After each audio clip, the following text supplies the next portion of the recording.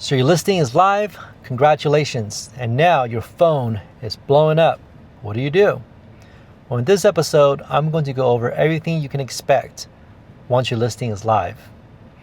For those of you who are new to the channel, my name is Kai, a licensed real estate agent based here in Katy, Texas, and it's my goal to ensure your real estate transaction, whether it being a buyer or a seller, goes as smoothly as possible through educating you on the entire process, so you can be more informed whether you're working with an agent or doing things on your own.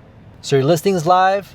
Congratulations, you got the right pictures, the video, description, the captions for your photos, and you have listed your house across every single platform you can think of. Should be more than 3, just so we're on the same page here. And now all of a sudden, it's 7:30 a.m. the next day, and your phone is blowing up. Oh my gosh, so many people want to buy my house. Hello, hi, are you the owner of whatever your property address is? Oh, yes, I am. Yeah, I'm just calling to see, I see that you're selling by yourself. How's that going for you? How's that going? What is happening here? That's right. The very first phone call you can expect after your listing goes live and when you're selling it on your own is every single agent, not every single agent, most agents don't even do this, but a lot of them do. You're going to get a lot of cold calls from agents who are going to try to sell you their services as your listing agent. They will try to convince you to take your listing off and go with them. And to be honest with you, some of them are probably really good agents, and you should at least hear them out and think about it. However, after 10 cold calls before 8 a.m., you're going to be frustrated and annoyed. So this is something you really need to think about and prepare yourself for when you sell your home on your own. As soon as you list it, you're going to get those cold calls. Just expect it, understand it. They're doing their jobs. In fact, if you think about it this way, the agents who are willing to cold call you at 7:30 in the morning probably have something the other passive agents don't. And it might be worth hearing them out. Now, even with the ones who cold call you, a lot of them are probably not going to be as good, but there's going to be a few who are willing to give you some free advice or free tips that you should take to heart and really think about. Down the road, you might get yourself into a situation where you really don't want to do all this, and some of these agents who are calling you might be the one you want to reach out to have a conversation with. Just something you should consider. However, you don't want to turn your phone off because you will start getting buyer leads and buyer agents reaching out to you. It's important that you make yourself available to answer the calls, the text, the email. And this is also where a lot of people, they kind of trip up. They kind of assume, yeah, I'll let them just leave me voicemails. When I get home from work at the end of the day at 6 p.m., I'll go through my voicemails, and the one that sounds cool, I'll start calling them back and do some follow-up. No. Because here's what's going to happen for a lot of potential buyers. Buyers are looking at multiple houses. You should remember this when you were buying a house. You were not looking at just one.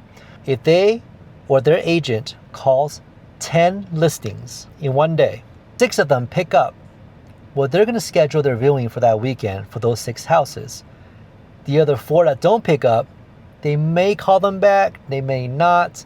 By the time you call them back later that day, the next morning, they may already have scheduled their weekend. So you go on to the backup list.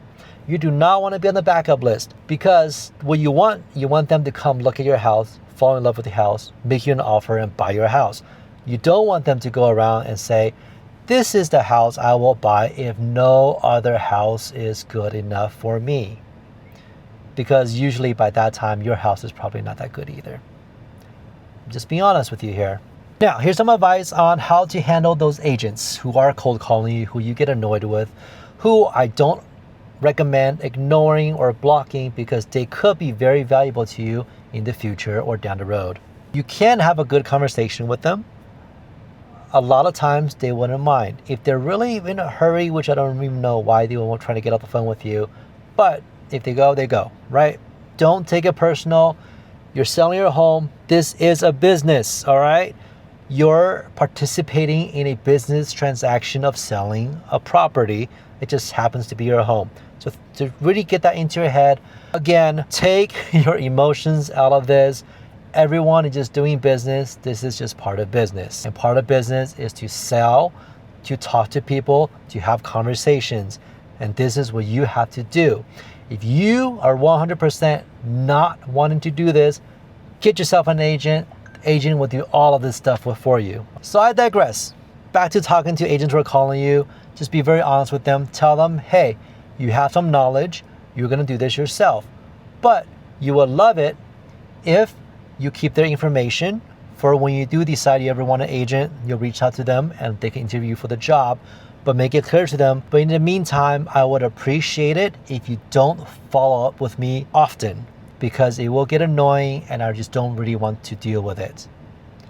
And it might surprise you, but the agents will say, got it. I'm going to make a note. How about I follow up with you in a month time? Or after 3 weeks, if I see you haven't made any moves on your listing, let's have a conversation then. I would not be opposed to that. If you have trouble finding legitimate buyers after 3 weeks or a month, then it might be worth talking to an agent to kind of figure out what's happening. All right? So keep that in mind. Don't ignore the agents. Have a conversation with them, but be firm and be honest with them. And remember to tell them not to bother you so often if that's not what you want. Now, let's go on to the fun topic of talking to buyers. If you did everything right, the expectation should be you're going to get at least a few people who are reaching out to you, who want to schedule showings, who can ask you questions about your home, who are going to be potential buyers.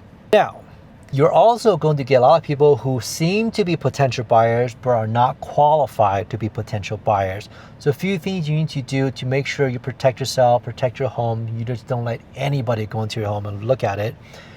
If you're working with a buyer's agent, usually that's a little bit smoother. But still, there are a few things you need to make sure you take care of because you're doing this yourself. One, is the buyer pre-approved or are they paying in cash? If they're not paying in cash, they're not pre-approved, they're just on the market looking around, well, maybe. You gotta kind of feel them out, right? My recommendation, especially for you, if you don't wanna waste your time, go into showings at different hours of the day. Oh, by the way, you gotta be ready for that too, all right? You might have to go to a showing at 11 a.m., 10:30 a.m., 6 p.m., 2 p.m., right at lunchtime. If you're working a full-time job, you really got to think about how are you going to navigate all of these showing times. Like I mentioned before, by ignoring them, you're losing potential buyers. So you do not want to ignore buyers. You do not want to ignore buyer agents. You do not want to ignore the requested show times. You could buy a lockbox, have your key in there, and have the agent use the lockbox, give them the code, and they could show you home. Are you comfortable with somebody coming to your home, looking around, poking around, looking at everything without you being there? This is something you have to answer for yourself. And if the answer is no, you want to be there to make sure everything goes smoothly, then you got to make yourself available. And then how does that translate into your job? Maybe a family member can do it for you or a close friend. But these are things you really got to figure out before you start agreeing to showings. And again, as soon as your listing goes live, like I mentioned before, time starts ticking. You do not want to delay, because the longer you delay, the worse opportunities you're going to get, the worst offers you're going to get, the worst quality buyers you potentially will get for your property, for your home. So I digress again. It's important that a buyer who is not paying the cash is pre-approved from a reputable lender, not some no-name bank you never heard of without a website. Make sure you look into it, that it is legit. There's a lot of real estate scams out there, and the last thing you want is to get yourself involved in one of those crazy scams, all right? Because those are costly and extremely time-consuming. You think it's bad listing your home for sale? You have no idea. These scams are horrible. Now, once you get a showing scheduled, you're ready to be there or not, up to you. Make sure your home is clean. Clean everything up, put away and lock away or take away your valuables. Do not leave your diamond rings and diamond earrings, gold necklaces just lying there. Because I know you're living there, this is just what you do, but you gotta be mindful. Strangers are coming into your home. Just because you're there or just because you're accompanied by an agent doesn't mean that there's not going to be nefarious people with bad intention to come to your home to do something bad. All right? You need to really keep that in mind. Put your valuables away. Put your sensitive information documents away. Put them in your car. Take them to your friend. Go to your parents' house. Put them away. Put in a safe. Just don't have them laying around. Remember to clean your house. My goodness. Clean your house for every showing. That's right. Another time-consuming task you got to do. For every showing, clean your house. If you're going to be there, I recommend getting the booties. Even if you're not going to be there, tell the buying agent, hey, when you guys come in, put on the shoe protectors so you don't track dirt all over the house. But even then, dirt always finds a way all over the place.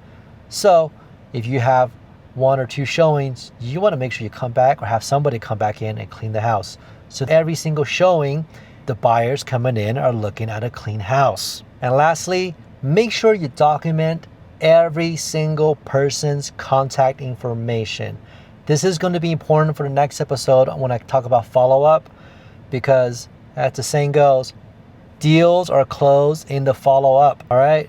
So you need to have contact information for the buyer agents, not just the ones who are looking at your house or who are looking at giving you an offer, the ones who just called you, who expressed interest, who sent you an email asking some questions, but clearly told you they're not willing to buy. Well, you know what?